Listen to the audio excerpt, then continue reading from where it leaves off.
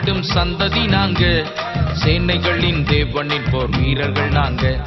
சத்தானுக்கு சவால் விடும் சந்ததி நாங்க, சேனைகளின் தேவனின் போர் வீரர்கள் நாங்க. சவாலே சமாளி, சத்தானே நீ ஏமாளி. சவாலே சமாளி, சத்தானே நீ ஏமாளி. சவால் சவால் சவால் சவால் சவாலே, நாங்க பவுல போல சவால் விடுவோம் சவாலே. சவால் சவால் சவால் சவால் சவாலே, நாங்க பவுல போல சவால் விடுவோம் சவாலே. சத்தானுக்கு சத்தானுக்கு சத்தானுக்கு சவால் விடும் சந்ததி நாங்க, சேனைகளின் தேவனின் போர் வீரர்கள் நாங்க. சத்தானுக்கு சவால் விடும் சந்ததி நாங்க, சேனைகளின் தேவனின் போர் வீரர்கள் நாங்க.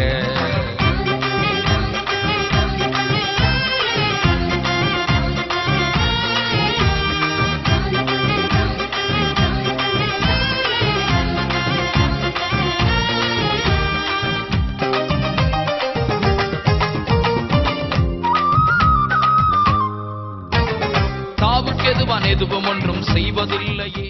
வேதம் இஸ்ரவேலில் இல்லாமல் இருந்தபடினாலே அங்கே சமாதானம் இல்லாமல் இருந்தது என்று சொல்லி நாம் பார்க்கிறோம். அந்த பகுதிகளில் 2 நாளாகமத்தின் பகுதிகளில் 15வது அதிகாரத்திலிருந்து உள்ள பகுதிகளை நீங்கள் வாசித்து பார்ப்பீர்களே, ஆனால் அங்கே ஆசா என்று சொல்லக்கூடிய ஒரு ராஜா இருந்தார்.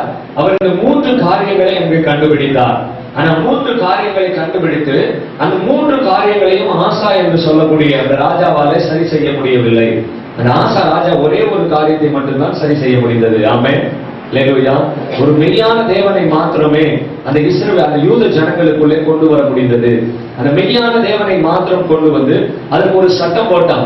இஸ்ரவேலில் மெய்யான தேவனை ஆராதிக்கிற ஜனங்கள் பெருக வேண்டும். அதாவது முழு உள்ளத்தோடும் முழு ஆத்துமாவோடும் முழு மனதோடும் தேவனை தொழுது கொள்ள வேண்டும். அப்படி தொழுது கொள்ளாதவர்கள் சிறியோரா இருந்தாலும் பெரியோரா இருந்தாலும் கொலை செய்யப்பட வேண்டும் என்று சொல்லக்கூடிய ஒரு கட்டளையை என்ன பண்ணான், அந்த யூத ஜனங்களுக்கு கொண்டு வந்தார். அது யூத ஜனங்களுக்கு எல்லாருக்கும் பிரியமான ஒரு கட்டளையா இருந்தது. எனவே தேவனை ஆராதிக்க ஆரம்பித்தார்கள் அப்படி சொல்லி இருக்குது. ஆமென். ஆனா அவருடைய மகனா இருக்கிற யோசபாத் ராஜா, நீங்கள் பின்பகுதியில் வாசித்து பார்ப்பீர்களே, ஆனால் மீதம் இருக்கிற 2 பகுதியையும் அவன் நிறைவேற்றுகிறவனாய் இருந்தான். ஆமென், அல்லேலூயா. அல்லேலூயா. தன் தகப்பன் விட்டு போன மீதம் இருக்கிற அந்த 2 பகுதிகளை சரி செய்கிறதுல அவன் மிக கவனமாக இருந்தான். ஏன்னா அந்த 3 பகுதி இல்லைன்னா அந்த யூத ஜனங்களுக்குள்ளே சமாதானம் கொண்டு வர முடியாது என்பதற்காக மீதம் இருக்கிறதான அந்த காரியத்தை உபதேசிக்கிற ஆசாரியர்களை அவன் ஏற்படுத்த ஆரம்பித்தான். நீங்க பாத்தீங்கன்னா யூதா தேசம் முழுவதும் இந்த வேத வசனத்தை எடுத்துக்கொண்டு கர்த்தரை இந்த வேத வசனத்தை உபதேசிக்கிற உபதேசிமார்களை அவன் ஏற்படுத்தி யூத தேசத்தில் இருக்கிற ஒவ்வொரு ஊருவரா என்ன பண்ணான், அவன் அனுப்பினான். அங்கே யூத தேசம் முழுவதும் இந்த வேத வசனத்தினால கட்டப்பட்டிருந்ததுனால மற்ற ராஜாக்கள் அவனுக்கு விரோதமாக எழும்ப பயந்தார்கள் என்று எழுதப்பட்டிருக்கிறது. ஆமென், அல்லேலூயா, அல்லேலூயா. அவருக்கு யோசபாத் ராஜா அவன் மிக கவனமா இருந்தான். தன்னுடைய தகப்பன் விட்டு போன பணியை செய்கிறதுல அவன் மிக கவனமா இருந்தான். ஆமென். அதே போலதான் ஆண்டவர் இன்னைக்கு சொல்லும் போது நம்முடைய முன்னோர்கள், நமக்கு முன் இருந்த மூத்த தலைவர்கள் ஒரு சில காரியங்களை விட்டு போயிருக்கிறார்கள். ஆமென். அதை செய்கிறதற்காக தான் கர்த்தர் நம்மளை என்ன பண்ணியிருக்கிறார், ஏற்படுத்தி இருக்கிறார். ஆனா நாம் அதை செய்யாமல் போகிற போது அங்கே ஒரு பெரிய ஒரு காரியம் நடக்கிறது இல்லை. ஆனா நீங்க யோசபாத் ராஜாவினுடைய பிள்ளைகள் அந்த காரியத்தை செய்யவில்லை என்பதை குறித்து நீங்கள் வேதத்திலே பார்க்கலாம். ஆமென், அல்லேலூயா, அல்லேலூயா. அதனால மறுபடியும் இந்த யூத ஜனத்துக்குள்ளே அந்த வேதம் இல்லாததுனாலே சமாதானம் இல்லாமல் போனது, சண்டை பெருகி போனது.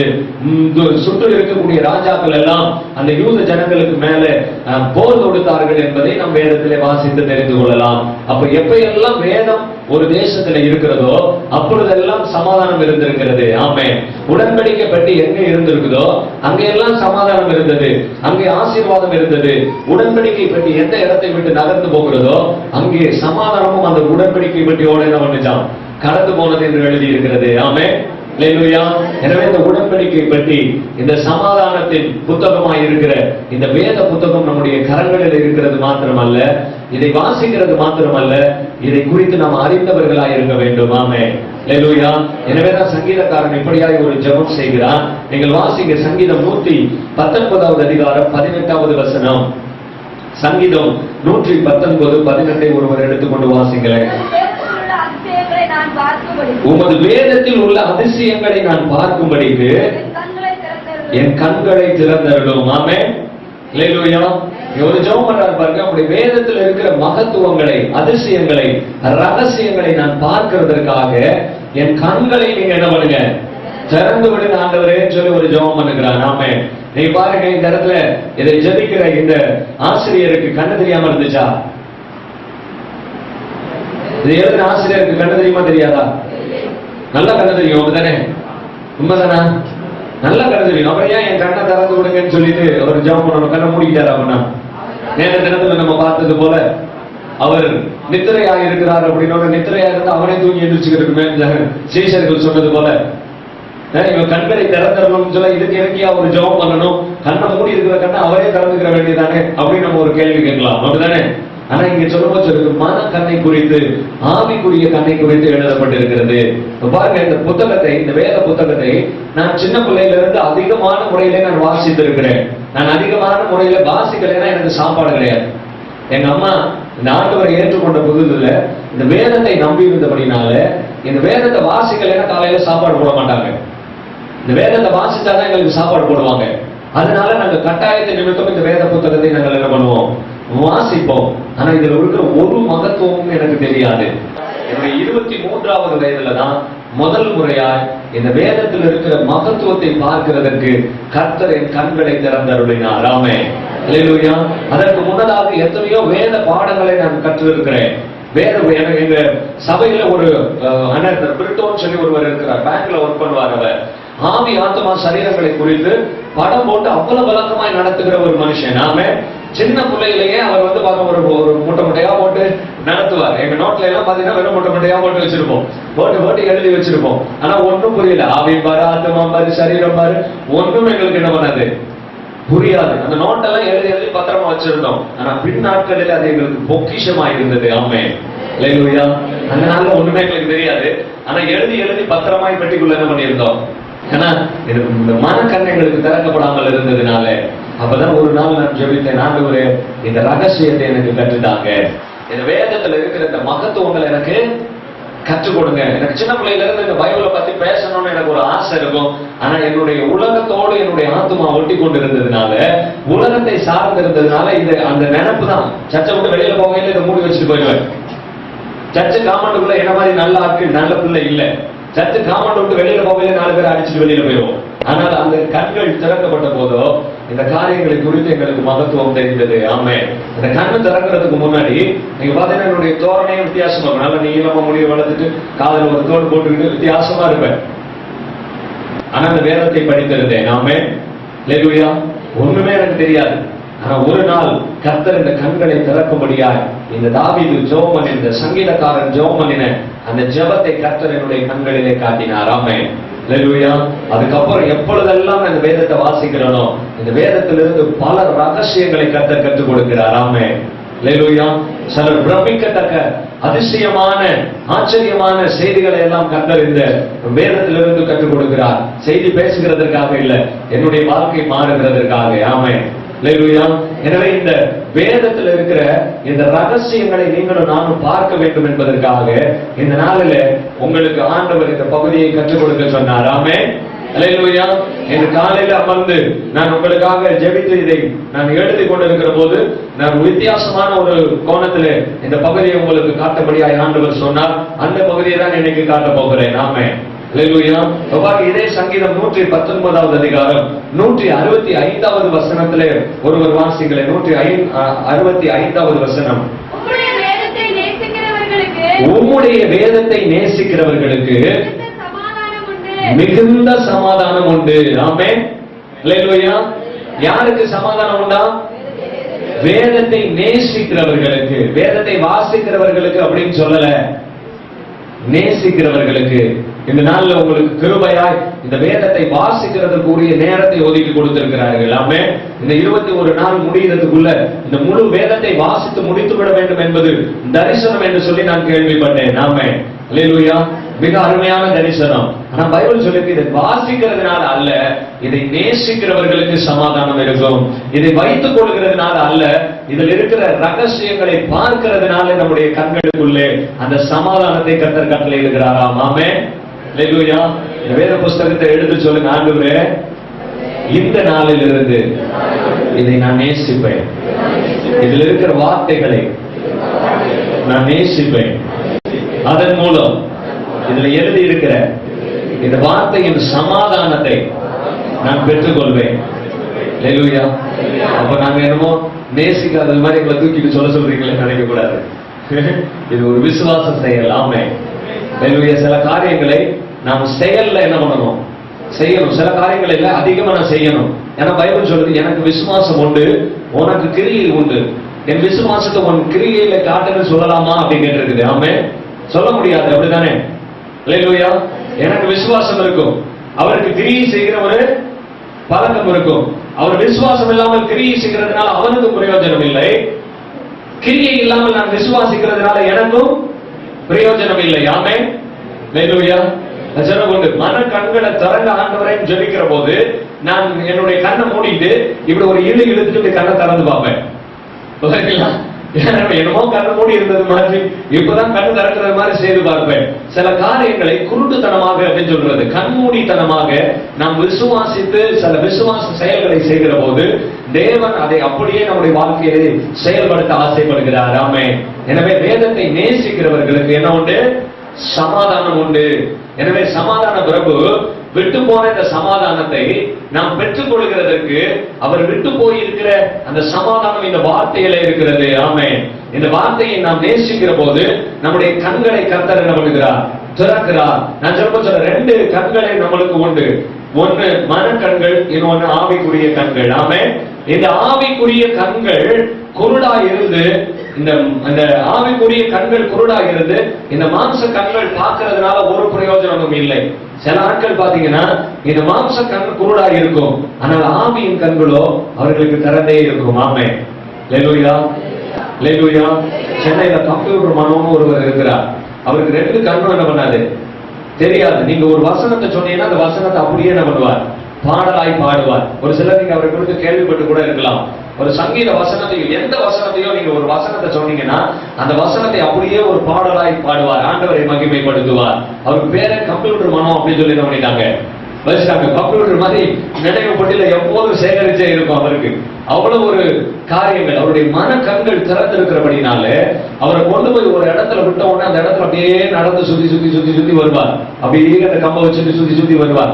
அப்ப என்னையா செய்றீங்க அப்படின்னு கேட்டா அவர் உடனே சொல்வார், நான் ஜெபித்து இந்த இடத்துல நடந்தால் கர்த்தர் இந்த இடத்தை தேவனுக்கு சொந்தமாய் மாற்றி கொடுப்பார். ஆமென். அல்லேலூயா. அல்லேலூயா. சொல்லுவார், இந்த இடத்துல விக்கிரக கோயில் இருக்கு அப்படின்னு சொன்னா ஒரு நிமிஷம் நின்று கண்ணை மூடி அவர் ஜெபிப்பா. ஜெபிக்கும் போது அவர் நம்ம சொன்னோம்னா சொல்றாரு, இந்த விக்கிரகத்தில் இருக்கு, கோட்டையில் இருந்து, இந்த விக்கிரக கோவில் இருந்து செயல்படுகிற பாதாளத்தின் வாசலை நாங்க அடைச்சு வச்சுட்டு வரேன் பிரதர் அப்படின்னு சொல்லுவார். ஆமென். அல்லேலூயா. இந்த இடத்துல இருந்து அந்த பாதாளத்தின் வாசல் திறந்திருக்கிறபடினாலதான் இங்க வந்து மக்கள் ஆராதிக்க வர்றாங்க. இங்க ஆராதிக்க வர்றதுனாலதான் இந்த மக்கள் பாதாளத்துக்கு போறாங்க. இந்த வாசல் அடைச்சிட்டோம்னா இந்த மக்கள் என்ன பண்ண மாட்டாங்க, போக மாட்டாங்க. அடுத்து சொல்லுவார், விக்கிரகத்தின் பெயரே தேசத்துல இல்லாமல் பண்ணுவேன் ஆண்டவர் சொல்லி இருக்கிறார். நான் ஜெபம் பண்ணா கர்த்தர் இந்த இடத்துல இல்லாமல் பண்ணுவார் அப்படி சொல்லி இருக்கிறார். ஆமென். அல்லேலூயா. நான் நினைக்கிறது உண்டு, இவர் இப்படி சொல்றதுனால என்ன நடக்க போகுதுன்னு சொல்லி.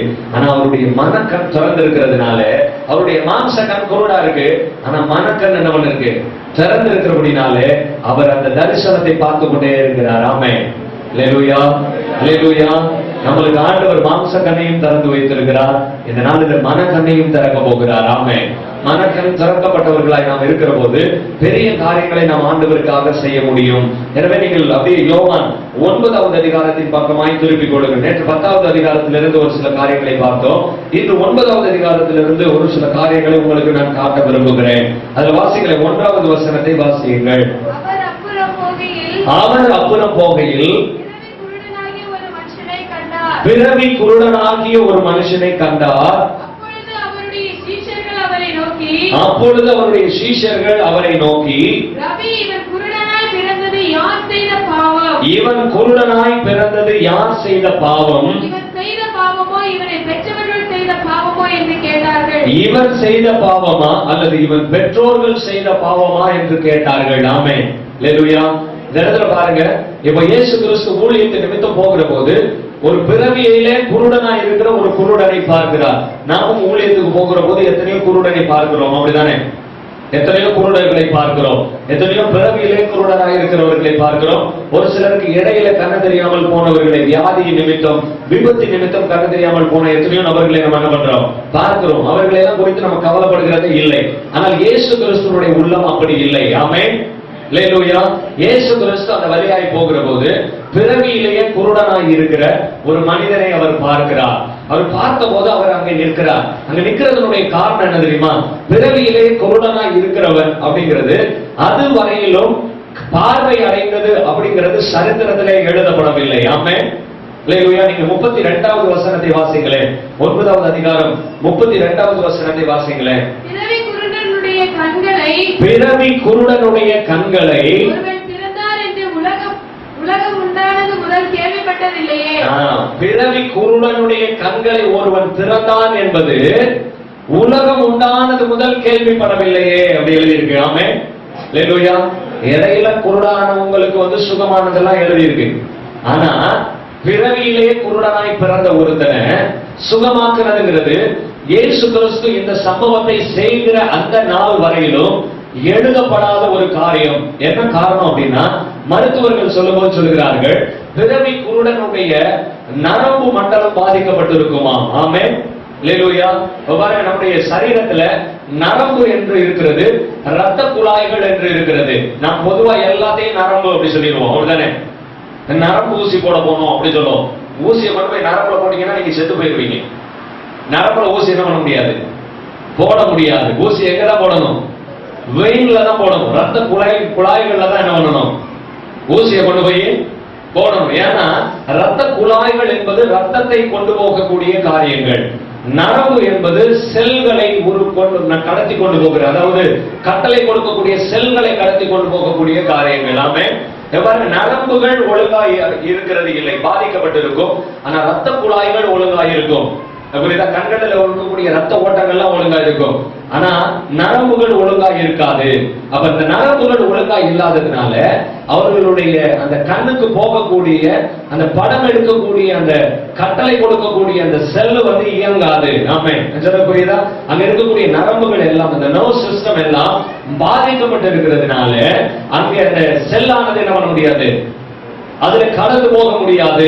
அந்த செல் ஒரு உயிரை உருவாக்கக்கூடிய தன்மை ஆண்டவருக்கு மாத்திரமே இருக்கிறது. ஆமென், அல்லேலூயா. அதை ஒரு மனுஷன் சரி பண்ண முடியாது. புரியுதா? உருவாக்குகிறது என்பதை தேவன் மாத்திரமே என்ன பண்ண முடியும், செய்ய முடியும். ஒரு உயிர்களை நீங்க பாத்தீங்கன்னா மோசையின் நாட்களில் எல்லா அற்புதங்களையும் மந்திரவாதிகள் செய்தார்கள். ஆனா புழுதியிலிருந்து பேன்களை உருவாக்கின போது மந்திரவாதிகள் அதை செய்ய முடியாமல் போய்விட்டார்கள். என்ன காரணம் தெரியுமா? அது தேவனுடைய விரல் அப்படி சொன்னாங்க. மந்திரவாதிகள் சொன்னாங்க, இது என்னது? தேவனுடைய விரல் அப்படின்னு சொன்னாங்க. பாருங்க, எனவே இந்த உருவாக்குகிறது என்பது தேவனுடைய விரல்ல இருக்கிற ஒரு காரியம். இந்த உருவாக்குகிற காரியத்தை வேற ஒன்றும் செய்ய முடியாது. மந்திரவாதி செய்ய முடியாது, சோசியர் செய்ய முடியாது, குறி சொல்லுகிறவர்கள் செய்ய முடியாது, மருத்துவர்கள் செய்ய முடியாது. வேற யாராலையும் இந்த உலகத்துல உயிரை உருவாக்குகிற வேலையை என்ன பண்ண முடியாது, செய்ய முடியாது. அதாவது இருக்கிறதுல இருந்து ஒன்றை எடுத்து செய்ய முடியும். இன்னைக்கு பாத்தீங்கன்னா டெஸ்ட் டியூப் பேபி எல்லாம் கண்டுபிடிக்கிறார்கள். அதை நம்ம ஒரு உயிரை உண்டாக்கிட்டோம் அப்படின்னு சொல்லுவாங்க. அது உயிரை உண்டாக்குறோம் சொல்றது அது ஒரு சரியான பதில் அல்ல. ஆமென். ஏன்னா ஏற்கனவே இருக்கிற விந்தணு என்று சொல்லக்கூடிய ஒரு உயிரை எடுத்து, ஒரு கருமுட்டை என்று சொல்லக்கூடிய ஒரு உயிரை எடுத்து அதன் மூலம் தான் அவங்க என்ன பண்றாங்க, ஒரு உயிரை என்ன பண்றாங்க, உருவாக்குகிறார்களே வழிய ஒரு இல்லாத ஒன்றிலிருந்து உருவாக்குகிறது இல்லை. ஆமென், அல்லேலூயா. நரம்புகள் பாதிக்கப்பட்டிருக்கிறதுனால இதுவரையிலும் யாரும் அப்படிப்பட்ட ஒரு அற்புதத்தை செய்ய முடியவில்லை. புரியுதா? ஆனா இயேசு அந்த பிறவி குருடனிடத்துல போய் நின்று பேசினார். அல்லேலூயா, அல்லேலூயா. அப்ப ஆண்டவருக்கு எவ்வளவு ஒரு நம்பிக்கை பாருங்க, தேவன் மேல எவ்வளவு ஒரு நம்பிக்கை பாருங்க. ஏன்னா தேவன் உருவாக்குகிறவர். அந்த உருவாக்குகிறவர் நம்மளோடு இருக்கிற போது நம்மளாலேயும் உருவாக்க முடியும். ஆமென், அல்லேலூயா. உண்மைதானா? நம்மளாலே என்ன பண்ண முடியும், உருவாக்க முடியும். அதனாலதான் ஆண்டவர் மனிதன் அந்த பூமிக்கு வந்து செய்து காட்டினார். அப்ப மனிதனாய் வந்து செய்த இயேசு என்னென்ன காரியத்தை செய்திருக்கிறாரோ அதே காரியத்தை நீங்களும் நானும் என்ன பண்ண முடியும், செய்ய முடியும் என்பதை நம்மளுக்கு ஒரு படமிட்டு காட்டுகிறதற்காக தான் இயேசு இந்த காரியத்தை அங்கே செய்ய ஆரம்பித்தார். ஆமென். ஆனா மக்களுடைய பார்வையில எது எது குணமாக்க முடியாத வியாதியோ அதெல்லாம் பாவத்துல வந்தது அப்படின்னு சொல்லி முடித்து விடுவார்கள். ஆமென். நீங்க பழைய ஏற்பாட்டு நாட்கள்ல பாத்தீங்க அப்படின்னா பிறவியிலே முடமாய் பிறக்கிறது பாவம், பிறவியிலே சப்பானியாய் செயலற்றவனாய் பிறக்கிறது பாவம், பிறவியிலே குருடனாய் பிறக்கிறதுங்கிறது என்னது? பாவம். அதனால் அதை குறித்து நல்லா கேள்விப்பட்டிருந்தவர்கள் சீஷர்கள், அதை குறித்து நல்லா அறிந்திருந்தவர்கள் சீஷர்கள். எனவே தான் சொன்னாங்க ரபி அப்படின்னு சொன்னாங்க. ரபின்னா போதகரே அப்படின்னு அர்த்தமா. போதகரே அப்படி வந்து என்ன பண்றாங்க? இவன் குருடனாய் பிறந்தது யார் செய்த பாவம்? எனக்கு நம்ம அதை தான் பாக்குறோம். ஒரு வியாதி அப்படின்னா இவன் என்ன பாவம் செஞ்சிருப்பான் அப்படிதான் என்ன பண்றோம் நான் பார்க்கிறோம். இல்ல அப்படின்னா அவன் என்ன பாவம் செஞ்சானோ தெரியல, அவன் தலைமுறை என்ன அக்கிரமம் செஞ்சுச்சோ தெரியல, அந்த அக்கிரமத்தை இவன் சுமந்து கொண்டு இருக்கிறான் ஒரு வழியில பேசி என்ன பண்ணிடுறோம், நான் முடித்து விட்டு பேசாம அப்படி சொல்லிட்டு போயிடுறோம். அப்படிதானே? ஐயோ பாவம் அப்படின்னு சொல்லிட்டு போயிடுவோம். அவ்வளவுதான், அதோட முடிஞ்சிருச்சு. அதுக்கு மேல ஒன்றையும் என்ன பண்றது இல்லை, நான் செய்கிறது இல்லை. ஆனா பைபிள்ல சொல்லும்போது சொல்லியிருக்கு, இயேசு கிறிஸ்து சொல்லும்போது சொன்னா இது இவன் செய்த பாவமும் இல்லை, இவனுடைய பெற்றோர்கள் பாவமும் இல்லை, இது தேவனுடைய கிரியைகள் வெளிப்படும்படி இவனுக்கு இப்படி இருக்கிறது. ஆமென். அல்லேலூயா. நேற்று சொல்லும்போது சொன்னேன், தேவனுடைய மகிமை வெளிப்படும்படியாக இது நடக்கிறது அப்படி சொன்னார். இரண்டாவது சொன்னா தேவனுடைய குமாரனும் அதிலே மகிமைப்படும்படியாய். நேற்று சொல்லும்போது சொன்னேன், மகிமைக்காக ஒரு சில காரியங்களை ஆண்டவர் செய்கிறார். ஆமென். ஒரு சில காரியங்களை தேவனுடைய கிரியைக்காக செய்கிறார். தேவன் செயல்படுகிறவர் என்பதை விளக்கி காட்டுகிறதற்காக ஒரு சில அற்புதங்களை ஆண்டவர் இந்த பூமியில செய்ய வேண்டியதாக இருக்கிறது. ஆமென். அல்லேலூயா. அல்லேலூயா. நீங்க போய் ஜெபிக்கிற போது இன்னைக்கு ஆண்டவர் அற்புதம் செய்கிறவர் என்பதை நாம் நிரூபிக்க வேண்டியவர்களாக இருக்கிறோம். ஆமென். ஒரு முறை கோயம்புத்தூர்ல நடந்த ஒரு கூட்டத்துல நான் மன்னிப்பின் மூலம் சுகம் என்று சொல்லக்கூடிய ஒரு பாடத்தை நடத்தி கொண்டிருந்தேன். அப்படி நடத்தி கொண்டிருக்கிற போது ஒரு அம்மா கேன்சர் வியாதியில இங்க வந்திருந்தார்கள். அந்த எங்களுக்கு அது தெரியாது. முதல் நாள் அந்த அம்மா வரல. அந்த இரண்டாவது நாள்ல அந்த 10 நாள் செமினார்ல 2வது நாள் அந்த அம்மா வந்திருந்தார்கள். வந்திருந்தோட முன்னாடி வந்து உட்கார்ந்து இருந்தாங்க. ரொம்ப இன்ட்ரெஸ்டா கேட்டுக்கிட்டே இருந்தாங்க. கேட்டுக்கிட்டோட நானும் அவங்களை நடத்தும் போதெல்லாம் அப்படியே கவனித்துக் கொண்டே இருந்தேன்.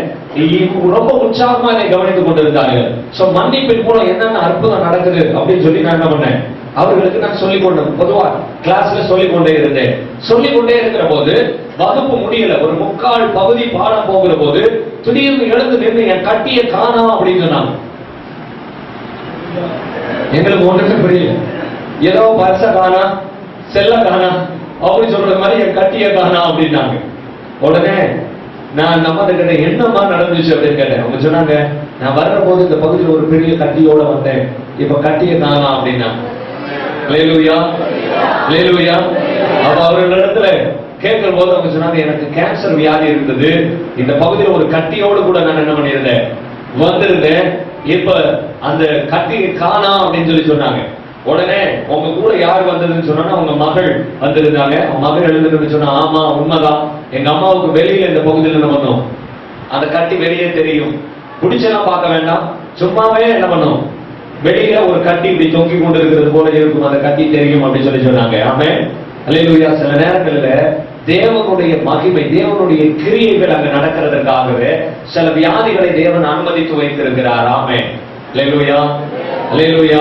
இன்னைக்கு சுகமாக்குகிறவர்கள் தேசத்திற்கு தேவை, சுகமாக்குகிறவர்கள் தேசத்திற்கு தேவை, சுகமாக்குகிற அந்த வரங்களை உடையவர்கள் தேசத்திற்கு என்னணும் தேவை. ஆமென்.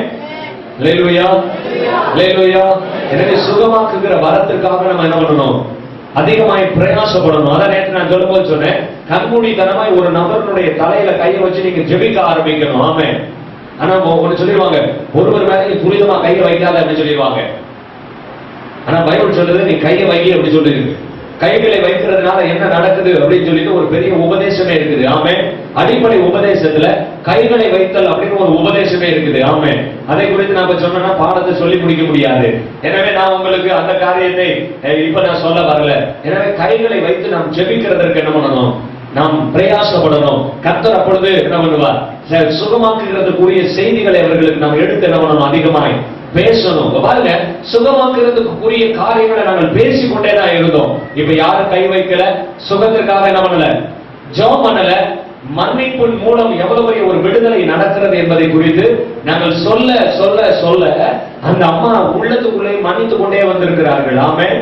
அல்லேலூயா. யார் மேல கசப்பு இருந்ததோ, மாமியார் மேல, மருமகள் மேல அப்படின்னு சொல்லி யார் யார் மேல எல்லாம் கசப்பு இருந்ததோ எல்லா நபர்களை மனப்பூர்வமா மன்னிக்கிறேன்னு நான் பாடம் எடுக்கும் போதே வாயை திறந்தவங்க என்ன பண்ணிட்டு இருந்திருக்காங்க, சொல்லிக்கொண்டே அறிக்கை செய்து கொண்டே இருந்திருக்கிறார்கள். கடைசியில் என்ன நடந்தது தெரியுமா? பாடம் முடிகிறதுக்கு முன்னாடியே சுகமாகி விட்டார்கள். கடைசியா நாங்க சொன்னோம், நீங்க டாக்டர்கிட்ட போய் செக் பண்ணுங்க. இதுவரையிலும் இந்த 10 வருஷங்களாக இந்த ஊழியத்தில் நாங்கள் கடந்து வருகிறோம். எத்தனையோ சுகத்தை, இப்படிப்பட்ட சுகத்தை என்ன பண்ணிருக்கோம், கண் கூட நாங்கள் பார்த்து வருகிறோம். ஆமே. அல்லேலூயா. மருத்துவர்களோட ரிப்போர்ட்டோட ஆஸ்மா சுகமானதை குறித்து நாங்கள் பார்த்திருக்கிறோம். எது சர்க்கரை வியாதி சுகமானதை குறித்து என்ன பண்ணிருக்கிறோம், நாங்கள் பார்த்திருக்கிறோம். கேன்சர் சுகமானதை பார்த்திருக்கிறோம். எய்ட்ஸ் வியாதியிலிருந்து சுகமானதை நாங்கள் என்ன பண்ணிருக்கிறோம், பார்த்திருக்கிறோம். மருத்துவர்களாலே ஒதுக்கப்பட்டு படுத்த படுக்கையா இருந்தவர்கள் எழுப்பினதை நாங்கள் என்ன பண்ணிருக்கிறோம், பார்த்திருக்கிறோம். கடந்த நாட்களில் செங்கல்பட்டு பகுதியில் நடந்த கூட்டத்தில் 3.5 ஆண்டுகளாக படுத்த படுக்கையாய் ஒரு சேர்ல உட்கார வைத்தவர்களாய் ஒரு சகோதரியை கொண்டு வந்திருந்தார்கள். அவர்களுக்கு நாங்கள் சூசன் என்று சொல்லி நாங்கள் ஞானஸ்நானம் கொடுத்தேன். சூசன் என்று பெயர் வைத்தோம். அப்ப பெயர் வைக்கிற போது நான் சொன்னேன், நான் உன்னை பார்த்து விசுவாசமா ஒரு வார்த்தை நான் சொல்லுகிறேன், நீ இந்த இடத்தை விட்டு போகிற போது நீ நடந்து போக அப்படின்னு சொல்லி சொன்னேன். ஆமென். அல்லேலூயா. அந்த சகோதரி அந்த வார்த்தையை அப்படியே பிடித்துக் கொண்டார்கள். அதை அப்படியே கண்மூடித்தனமா நம்ப ஆரம்பிச்சுட்டாங்க. அடுத்த நாள் வரும்போது கேட்பாங்க, இது பிரதர் இன்னைக்கு நான் என்ன செய்வேன் அப்படி கேட்பாங்க. நான் உடனே சொல்றேன், நீங்க எந்திரிச்சு உட்காந்துருவீங்க அப்படி சொல்லுவேன். உடனே அவங்க கடைசியா அந்த கூட்டம் முடிகிறது போது சொல்லுவாங்க, இன்னைக்கு நான் எந்திரிச்சு உட்காந்துருவேன்னு சொன்னீங்களே, எனக்காக ஜெபிக்கல அப்படின்னு கேட்பாங்க. உடனே நாங்க போய் ஜெபிப்போம். ஜெபிச்ச உடனே உட்காந்துருவாங்க. ஆமென்.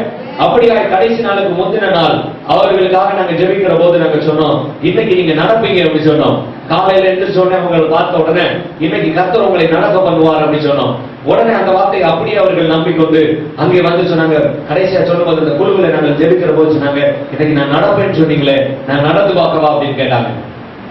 உடனே எங்களுக்கு விசுவாசம் இன்னும் தூண்டப்பட்டது. ஆமென். அல்லேலூயா. உடனே அங்க இருந்த ஒரு கூட்டத்தை, அந்த குழு மற்ற ஒரு சில போதகர்களா இருந்த ஒரு சிலர், ஒரு 4-5 பேர்களை சேர்த்து கொண்டு நாங்கள் ஜெபித்தோம். நாங்கள் கண்ணை மூடி நல்லா அந்த கரத்தை காலில் வைத்து எக்ஸசைஸ் செய்யறது போல அந்த விரல்களை எல்லாம் இழுத்து விட்டு நாங்கள் ஜெபித்தோம். ஆண்டவரே, இந்த நரம்புகள் பலன் அடையட்டும், இந்த ரத்த குழாய்கள் பலன் அடையட்டும், இந்த எலும்புகள் பலன் அடையட்டும், இந்த தசைகள் பலன் அடையட்டும் என்று சொல்லி விசுவாச வார்த்தைகளை சொல்லி சொல்லி சொல்லி நாங்கள் அந்த காலை பிடித்து ஜெபிக்க ஆரம்பித்தோம். நடந்தது என்ன தெரியுமா? அவர்கள் வாக்கரை பிடித்துக் கொண்டு நடக்க ஆரம்பித்து விட்டார்கள். ஆமென். அல்லேலூயா. அல்லேலூயா. அந்த வாக்கரை பிடித்துக் கொண்டு அந்த சபை முழுவதும் சுத்தி சுத்தி வந்தார்கள். 3.5 வருஷமா அப்படி அவர்களால் செய்யவே முடியாமல் படுத்த படுக்கையாய் தூக்கி சேர்ல உட்கார வச்சா சேர்ல உட்காரணும். 2 பேர் தூக்கி கொண்டுதான் வந்து உட்கார வைப்பாங்க. அவர்களுக்கு கர்த்தர் அப்படிப்பட்ட ஒரு அற்புதத்தை செய்தார். எனவே விசுவாசமா சில காரியங்களை நம்ம என்ன பண்ண வேண்டியதா இருக்குது, செய்ய வேண்டியதா இருக்கிறது. ஆமென். அல்லேலூயா. அவ்வாறு கிரியை செய்ய வேண்டும், நாம் செயல்பட வேண்டும் என்பதற்காகவே, கர்த்தர் செயல்பட வேண்டும் என்பதற்காகவே, கர்த்தர் தம்முடைய பிள்ளைகளை செயல்படுகிறவர்களாய் மாற்ற வேண்டும் என்பதற்காகவே சில வியாதிகளை ஜனங்களுக்கு அனுமதித்து வைத்திருக்கிறார். அல்லேலூயா. புரியுதா? ஆமென். அப்ப வியாதிகாரங்களை பார்க்கும்போது நம்ம எப்படி பார்க்கணும் தெரியுமா? கர்த்தருடைய செயல் என் மூலமாய் அவர்களுக்கு நடக்கிறதற்காக கர்த்தர் இவர்களை இப்படி வைத்திருக்கிறார். ஆமென். எனவே கர்த்தர் நினைத்தால் அற்புதம் செய்கிறதற்காகவே நம்மை அதில் செயல்பட வேண்டும் என்பதற்காக வைத்திருக்கிறார். நம்முடைய செயல் என்ன தெரியுமா? அவர்களை பார்க்கிற போதெல்லாம் விசுவாசத்தை குறித்து சொல்ல வேண்டும். அவர்களை பார்க்கிற போதெல்லாம் அந்த விசுவாச செயலை செய்யும்படியாய் நாம் என்ன பண்ணணும்? தூண்ட வேண்டும். அவர்கிட்ட சொல்லணும், என் மூலமாய் உனக்கு இந்த அற்புதத்தை செய்கிறதற்காகவே, கர்த்தருடைய செயல் நடக்கிறதற்காகவே கர்த்தர் இந்த காரியத்தை வைத்திருக்கிறார் என்று சொல்லணும். ஆமென். அல்லேலூயா. நாம என்ன தெரியுமா சொல்லுவோம்? நீ என்ன பாவம் செஞ்சியோ தெரியல, உங்க பிதாக்கள் என்ன பாவம் செஞ்சாங்களோ தெரியல, அந்த பாவம் அப்படி இழுத்து வச்சிருச்சு அப்படி சொல்லிடுறதுதான் அதிகமா சொல்லுவோம். இன்னைக்கு நம்முடைய கண்கள் திறக்கப்பட்டுச்சுன்னா நம்முடைய வார்த்தைகளிலே ஒரு மாற்றம் வர ஆரம்பித்து விடும். ஆமென். இனிமே நீங்க பார்க்கிறவங்களை எப்படி பார்க்கணும்? இப்படி பார்க்கிறவங்களை எப்படி பார்க்கணும்? தேவனுடைய செயல். கிரியைன்னா உடனே நம்மளுக்கு இந்த செத்து போனவங்களுக்கு செய்யறதுதான் ஞாபகம் வரும். புரியுதா? ஏன்னா நல்லா நம்ம தமிழ்லயே சொல்லிடுவோம், தேவனுடைய செயல்பாடுகள், தேவனுடைய செயல்கள் நடக்கிறதற்காக கர்த்தர் இந்த செயலை நம்ம இருக்கிறார், அனுமதித்திருக்கிறார். ஆமென், அல்லேலூயா. அப்படி பார்க்கணும். அதைத்தான் இயேசு கிறிஸ்து அங்கே பார்த்தார். அதைத்தான் நம்மளுக்கு இயேசு கிறிஸ்து இந்த செயலின் மூலமாய் அங்கே சொல்லிக் கொடுக்க விரும்பினார். சொல்லிக் கொடுத்துட்டு அங்க சொல்றாரு பாருங்க, இது கர்த்தருடைய செயல் அப்படின்னு சொல்லிட்டு அங்கே சொல்லிட்டு அடுத்து சொல்லும்போது சொல்றாரு பாருங்க, 4வது வசனம் சொல்லும்போது சொல்றார், வாசிங்களே. பகல் காலம் இருக்கும் மட்டும், பகல் காலம் இருக்கும் மட்டும் நான் என்னை அனுப்பினவருடைய கிரியை செய்ய வேண்டும். நான் என்னை அனுப்பினவருடைய கிரியை செய்ய வேண்டும். ஒருவனும் கிரியை செய்யக்கூடாத ராக்காலம் வருகிறது. ஒருவனும் கிரியை செய்யக்கூடாத ராக்காலம் வருகிறது. வாசிங்க.